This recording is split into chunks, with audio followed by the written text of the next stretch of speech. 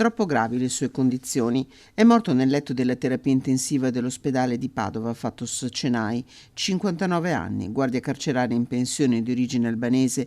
L'uomo era stato colpito da un proiettile alla testa domenica mattina mentre nel suo triciclo andava dalla casa dove viveva con la famiglia alla fattoria didattica dove trascorreva la maggior parte delle sue giornate.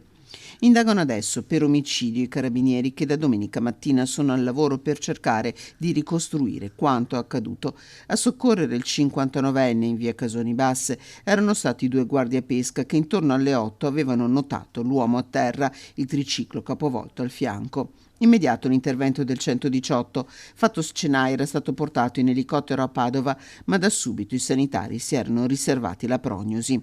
Una famiglia conosciuta a Fontaniva, quella di Fatos Cenai, nell'Alta Padovana si era trasferita dapprima la figlia, che ha 2 figlie, raggiunta poi dalla mamma che fa la badante e 3 anni fa da papà Fatos.